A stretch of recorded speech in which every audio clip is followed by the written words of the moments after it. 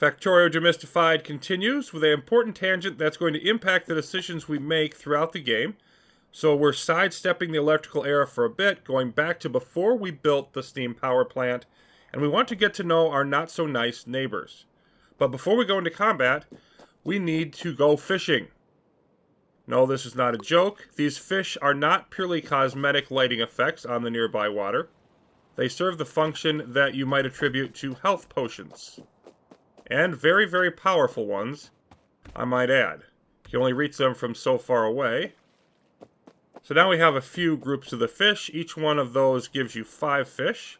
And we can see that we can left-click them at a speed of 2 per second, and each one heals us up to 80 physical damage. 2 of these is almost enough to take us from almost dead to full health. So they are very, very powerful. And now we're going to go head off and find some of those neighbors of ours down to the south and a bit west. I have now moved just close enough to our nearest enemy base of significance that I have visual range on it all. We can see them moving about. If I were to get much closer, they would be triggered and rush out and attack, and I don't want to be interrupted by that just yet. So we'll use map zoom to get in here and see what's going on. Now, the player, for purposes of comparison, has 250 health. We have a pistol, 15 range, 4 shooting speed a second. And we can also just hit them if we run out of ammunition, but that's our best weapon. And then 5 physical damage per shot with the firearm magazines. So the various enemies in here, these are labeled as small biters. They're the most ubiquitous early game enemy we're going to face, and are used as a stand-in, or if you might say a misnomer, by most Factorio players who will refer to all of the enemies as biters. But that is just false. We have spawners here. Of course, those aren't going to directly fight us, but they're also spitters and worms. So I refer to the Factorio enemies collectively as the Nauvians. That is the collection of hostile native species. The Nauvian small biter has a speed of 43 kilometers an hour. We have a speed of 32 kilometers an hour, so they're significantly faster than us and will be able to catch us. They are melee only. Their attack speed is less than half of ours, but they do have 7 physical damage, quite respectable. The health is tiny. They're fragile at 15 health, so a small to moderate group of these we could handle fairly easily. A larger group, though, could definitely pose a serious threat. Now the spawners, well, there's 2 types. There are biter spawners, and then we can see the slightly more reddish colored spitter spawner that wants to generate spitters, which are the second type of enemy. We're not going to see any this early in the game, but spitters are mobile like the biters are. They are having a ranged attack, but they are not as fast. Those are general distinctions, and we'll get more into them later. But notice on the right it says the current evolution factor, and we're only going to see small biters come out of these regardless. We'll get more into evolution factor a little bit later. All of the spawners have 350 health, which is considerable, obviously. And then you can notice the resistances. They are the only Nauvians that we can do battle with that will have any particular resistance at this stage. And the physical resistance, particularly 2 and then 15%. So if we do the math on that, it would take a little over 30 seconds of uninterrupted fire from our pistol, with assuming we'd have enough ammunition for that, to destroy one of these. They will heal over time if we don't completely destroy them. And the problem that we're going to run into is that when we start getting in range, they'll send all of these biters at us, and then each of these spawners will rapidly generate more. And so getting that sort of uninterrupted firing time, yeah, it's just pretty much not going to happen. Then we have worms, and these are the third enemy that we're going to face, and they're basically immobile artillery.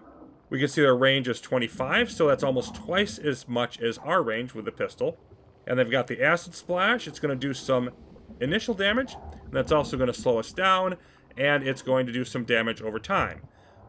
Basically, extremely not fun.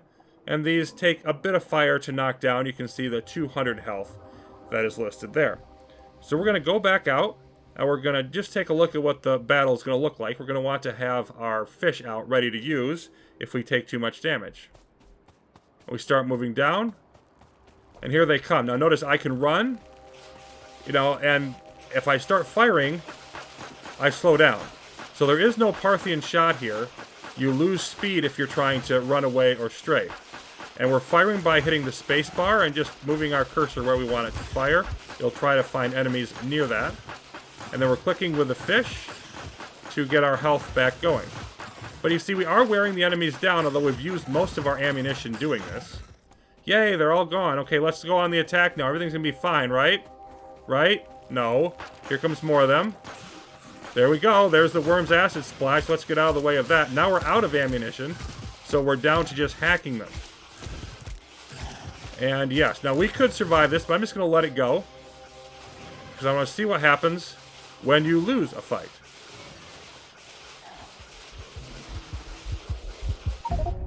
Well, we're informed that we were killed.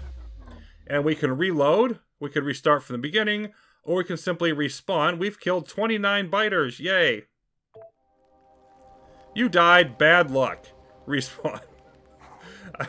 There's just sort of the minimalist, semi-sarcastic statements there. Crack me up. Okay, so we're dropped off back at our starting location, right by our ship. Notice we have nothing in our inventory.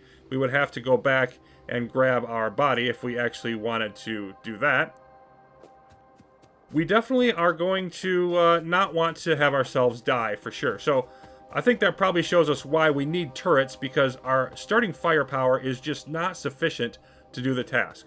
Now, in terms of evolution factor, we want to think about that a little bit more. What does evolution factor impact? Well, a few different things. We're going to see evolved and more dangerous versions of all those enemies that we talked about, the biters, the spitters, and the worms. And it's also going to cause the spawners to spawn enemies more rapidly and change which ones they're going to spawn, of course. It will also cause them to send out expansion parties to build new bases more frequently when evolution goes up.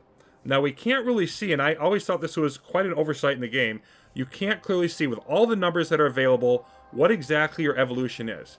So the way I like to do that, and we're going to be using this command a lot in this tutorial series, is just go back to the console, and we're going to do \evolution. And there we go.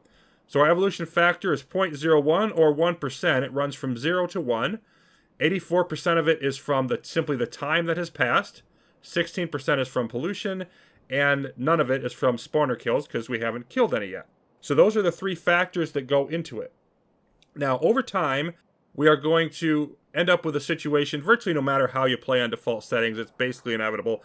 Pollution is going to be the top concern, the top contributor. Spawner kills will be second, and time will be third. Time is the highest now, but that's just we haven't done a lot. As we build up further in the game, that's going to shift and become less and less of an important factor. So we're just going to pull this back up one more time. And it's worth also noting, see, it's even gone up just slightly in this tiny bit that I've been talking about it from 0.01 to 0.0102. It increases asymptotically, which is just basically a fancy mathematical word for the higher your evolution is, the slower it will increase. It will never actually reach 1. Let's say, for example, the evolution factor was 0.5. Well, it's going to increase half as fast as that same amount of equal activities would increase it if there was no evolution factor. And so when you get up above, especially when you get above 0.9, it's really moving slowly because it's getting a 90% discount on everything you do to continued increases in evolution. This is going to highly impact the strategy that I'm going to be recommending in this series. Within what's reasonably possible, I'm going to try to limit pollution, therefore limit evolution, and limit the amount of interruption that we're going to be getting from the Nauvians. There'll still be a lot of fighting them, but just not as much as there would be if we weren't taking that sort of approach to try to keep our pollution down. So when we resume, we're going to be looking back into some more options that electricity gives us, a couple more research items that are really going to push us forward, and I'm excited about getting to all of that.